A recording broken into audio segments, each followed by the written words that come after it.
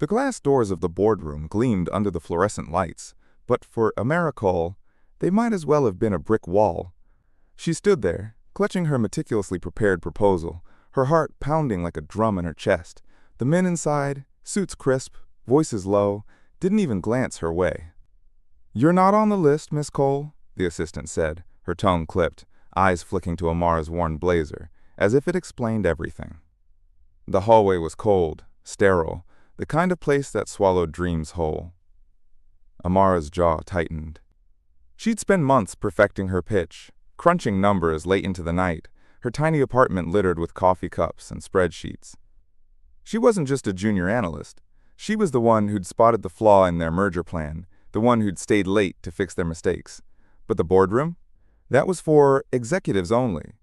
Translation, not for a 28-year-old black woman who didn't have an Ivy League degree or a trust fund. She could hear their laughter through the glass, a low rumble that felt like a punch. "Maybe next time," the assistant added, already turning away. Amara's fingers curled around her folder, the edges crumpling. Next time? There was no next time when the door was always locked. She turned, her heels clicking on the marble floor, each step echoing louder than the last. Outside, the city hummed, Chicago's skyline sharp against the gray November sky. She stood on the sidewalk, wind biting her cheeks, and something snapped inside her. Not despair, not defeat, but fire. "If they won't let me in," she whispered to herself, "I'll build something they can't ignore." Hey, if this hits you in the gut, smash that like button and drop your city in the comments. Where are you watching from? Subscribe to see how Amara turns rejection into revolution. Let's dive in. That night, Amara sat on her thrift store couch, her laptop glowing in the dim light. The proposal she'd slaved over was useless now, but her mind raced. She didn't need their boardroom. She didn't need their approval. What if she built a company that didn't have walls at all? No glass ceilings, no gatekeepers, no lists. A company where ideas mattered more than titles, where anyone could have a seat at the table, because there'd be no table, just open space. She typed furiously, sketching out a platform that connected freelancers, dreamers, and misfits like her, people the corporate world overlooked. A virtual hub for collaboration, where coders in Nairobi could work with designers in Bogota, where single moms could pitch ideas without begging for a meeting. Her phone buzzed. A text from her best friend, Lena. "You okay? Heard about the boardroom BS." Amara typed back, "I'm done asking for permission." Lena's reply was instant. "That's my girl." "Go burn it down." Amara smiled, her fingers flying over the keyboard. By 3 a.m., she had a name, OpenVibe. A company with no headquarters, no hierarchy, just a digital ecosystem where talent could thrive. She didn't have funding, a team, or a clue how to start, but she had something better. Anger turned into purpose. The next morning, she quit her job. Her boss, a middle-aged man who called her sweetie too often, raised an eyebrow. "You're throwing away a stable career, Amara. For what?" She didn't answer. She just walked out, her heart racing but her steps steady. In the elevator, she posted on a local freelancer forum, "I'm building something new. No walls, no gatekeepers. Who's in?" By noon, she had 17 replies. Coders, writers, single parents, even a retired accountant who hated corporate nonsense. They weren't a team yet, just strangers with a shared hunger. Amara didn't sleep that night. She was too busy sketching wireframes, emailing potential collaborators, and ignoring the voice in her head that whispered, "You're not enough." A week later, she met her first ally, Jamal, a coder who'd been laid off from a tech giant for not fitting the culture. Over coffee in a cramped diner, he leaned forward, eyes bright. "Your idea's wild, Amara? No office? No bosses? It's chaos, but the good kind," she grinned. "Exactly." By month's end, they had a bare-bones platform, glitchy, rough, but alive. OpenVibe wasn't just a company. It was a middle finger to every locked door Amara had ever faced. And somewhere, deep down, she knew this was only the beginning. The locked door Amara's rejection at the boardroom wasn't just a single moment. It was a lifetime of closed-in doors. Growing up in Englewood, she'd watched her mother, a nurse, work double shifts to keep the lights on. Amara learned early that the world didn't hand out chances. You had to claw for them. At 22, she'd earned a business degree from a community college, juggling night classes and cashier job. Her professors called her sharp. Her bosses called her lucky to be here. But sharp didn't get you into boardrooms. Sharp got you coffee orders and smile more comments. The day of the boardroom incident, she'd prepared for weeks. Her proposal could have saved the company millions, but the assistant's dismissive glance told her everything. She didn't belong. As she walked away, the sting wasn't just professional, it was personal. She thought of her mom, who'd told her, "They'll try to box you in, baby, break the box." That night, alone in her apartment, Amara didn't cry. She planned. She scribbled notes on napkins, mapped out a vision on her cracked phone screen. If the corporate world wouldn't let her in, she'd create a world where no one needed permission. She started small, researching platforms like Upwork but finding them too rigid, too exploitative. Her company would be different, transparent, equitable, a place where talent, not credentials, ruled. She called Lena, her childhood friend and a graphic designer who'd been burned by unpaid gigs. "I'm building something," Amara said. "No walls, just work that matters. You in?" Lena laughed. "Girl, you sound crazy, but yeah, I'm in." By dawn, Amara had a domain name and a dream. It wasn't much, but it was hers. The spark of rebellion Amara's first step was letting go of the corporate ladder she'd been climbing. Quitting her job felt like jumping off a cliff, but staying felt like suffocating. She cashed out her meager savings, $2,300, enough for 2 months' rent, and got to work.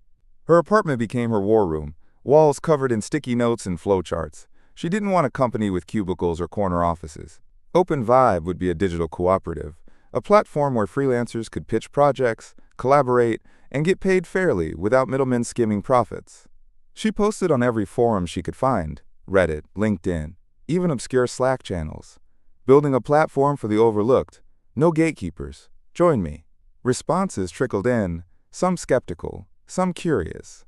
A single mom in Atlanta offered to design a logo. A coder in Manila asked about equity splits. Amara answered every message, her exhaustion drowned out by adrenaline. She wasn't just building a business, she was building a movement. But doubt lingered. She had no investors, no tech experience, just a laptop and a fire in her chest. Was that enough? Building without walls by month 2, Amara had a team of 8. Strangers united by a shared disdain for corporate gatekeeping. Jamal coded the platform's backbone, a clunky but functional interface.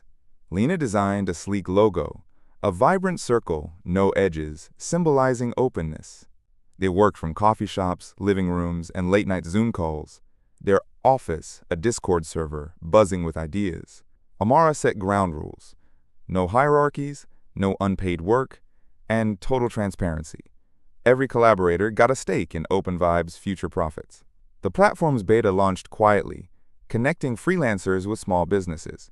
A bakery in Detroit hired a graphic designer from Lagos. A startup in Seoul collaborated with a writer in Dublin. Amara watched the first payments clear, $50 here, $200 there, and felt a rush. It was working, but money was tight, her savings were gone, and the platform's server costs were climbing. She applied for a small business grant, only to be rejected for lack of infrastructure.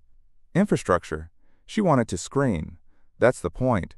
No walls, no bullshit, the weight of doubt. The doubts hit hardest at night. Amara lay awake, staring at her ceiling, wondering if she'd bitten off too much. Her team believed in her, but the world didn't. Industry blogs called OpenVibe naive and unscalable. A former colleague DM'd her, "Nice try, but you're out of your depth." Bills piled up, and the platform crashed twice in a week, frustrating early users. Jamal stayed up 48 hours fixing bugs, but even he looked tired. "We need funding, Amara," he said one night, "or this dies." She reached out to angel investors, pitching OpenVibe as a revolution. Most didn't reply. One laughed during a Zoom call. "A company with no office? Good luck." Amara. Resolve wavered, but Lena pulled her back. "You started this for us, not them," she said. Amara nodded, refocusing. She crowdfunded $10,000 from their growing user base, enough to keep the servers running. Slowly, word spread. OpenVibe wasn't just a platform. It was a lifeline for people the corporate world ignored. The turning point 6 months in, OpenVibe hit a tipping point. A viral TikTok from a freelancer in Mexico City, thanking the platform for helping her pay rent, drew thousands of new users. Small businesses flooded in, drawn by the platform's low fees and diverse talent pool. Amara's inbox overflowed with messages, "You changed my life. I got my first client." The platform's revenue hit $50,000 in a month, enough to hire more coders and stabilize the servers. The corporate world took notice. A tech magazine ran a feature. OpenVibe, the anti-corporate startup shaking things up. Amara read it, stunned. Her team celebrated over Zoom, toasting with cheap wine and instant coffee. But success brought new challenges. Competitors tried to poach their freelancers, offering higher rates. Amara countered by doubling down on transparency, sharing revenue breakdowns with users. "This is yours too," she told them. Loyalty held. OpenVibe wasn't just a tool, it was a community. Confronting the past, the boardroom that rejected Amara hadn't forgotten her. One day, an email arrived from her old company's CEO, Richard Hale. "Impressive work, Miss Cole. Let's discuss a partnership." Amara's stomach twisted. Partnership? They wanted to buy OpenVibe, absorb it into their machine. She met Hale in a sleek conference room, the same one she'd been barred from. He offered $2 million to acquire OpenVibe. "Join us," he said, smiling. "You'll have a seat at the table." Amara leaned back, her voice steady. "I don't need your table. I built my own." She walked out, heart pounding. Days later, Hale's company launched a rival platform, mimicking OpenVibe's model but with deeper pockets. Amara rallied her team. "They can copy our code, but not our soul." They added new features, mentorship programs, free workshops, cementing user loyalty. Hale's platform flopped within months, unable to match OpenVibe's heart. A new legacy. 2 years later, OpenVibe was a global force. Over 100,000 freelancers used it, from rural India to downtown Chicago. Amara's team grew to 50. Still no office, just a network of dreamers. They donated 10% of profits to education programs for underserved communities. Amara's mother, now retired, cried when she saw her daughter on a TED Talk stage, sharing her story. "You broke the box, baby," she whispered. The boardroom that once locked Amara out was irrelevant now.